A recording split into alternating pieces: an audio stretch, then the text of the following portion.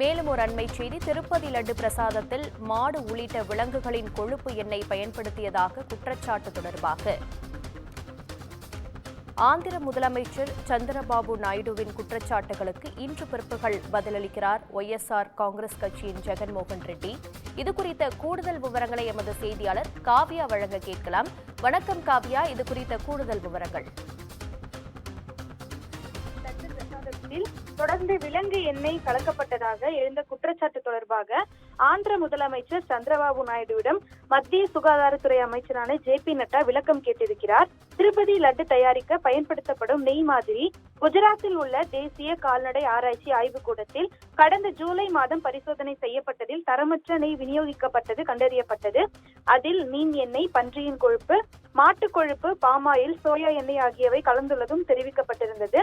அதாவது நாள் ஒன்றுக்கு 500 கிலோ எடையுள்ள லட்டுகள் தயாரிக்கப்பட்டு, அதாவது தொடர்ந்து ஒரு ஆண்டு முழுவதும் ஆயிரக்கணக்கான கோடி ரூபாயில் வசூல் என்பது இந்த லட்டு தொடர்பாக பெறப்பட்டு வந்தது.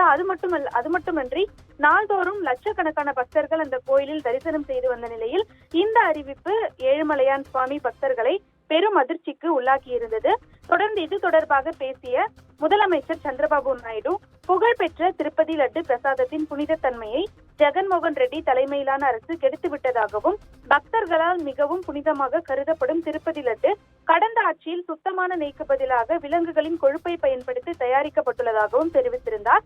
தெலுங்கு தேசம் கட்சி ஆட்சிக்கு வந்த பிறகு பிரசாதத்தின் தரத்தை மீட்டெடுத்துள்ளது எனவும், தற்போது தூய்மையான நெய் பயன்படுத்தப்படுவதாகவும் அவர் தெரிவித்திருந்தார். தொடர்ந்து இது தொடர்பாக இன்னும் சரியாக ஒரு மணி நேரத்தில் முன்னாள் முதலமைச்சரும் ஒய்எஸ்ஆர் காங்கிரஸ் கட்சியின் தலைவருமான ஜெகன்மோகன் ரெட்டி செய்தியாளர்களை சந்தித்து விளக்கமளிக்க உள்ளார்.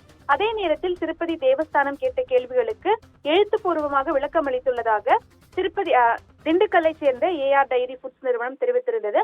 அதாவது இந்த ஏஆர் டைரி ஃபுட்ஸ் நிறுவனம் தான் திருப்பதி ஏழுமலையான் கோயிலுக்கு நெய்யை விநியோகம் செய்தது குறிப்பிடத்தக்கது. இந்த கோயில் லட்டு தயாரிப்பிற்கு ஏஆர் டைரி ஃபுட்ஸ் நிறுவனம் சப்ளை செய்த நெய் தரமற்றதாக இருந்ததாக முன்னதாக குற்றச்சாட்டு எழுந்தது.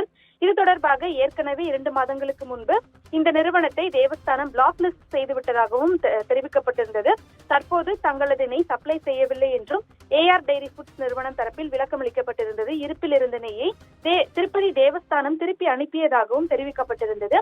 இந்த பிரச்சனையானது நாடு முழுவதும் அதிர்வலைகளை ஏற்படுத்தியிருந்த நிலையில் தொடர்ந்து எதிர்க்கட்சி தலைவர்கள் இது தொடர்பாக சிபிஐ விசாரணை தேவை என வலியுறுத்தி வந்தனர். இந்த நிலையில்தான் தற்போது மத்திய சுகாதாரத்துறை அமைச்சரான ஜே.பி. நட்டா தொடர்ந்து சம்பவம் தொடர்பாக விரிவான விளக்கமான அறிக்கை கேட்டு முதலமைச்சர் சந்திரபாபு நாயுடுவுக்கு தற்போது உத்தரவிட்டிருக்கிறார். உங்கள் விவரங்களுக்கு நன்றி காவ்யா.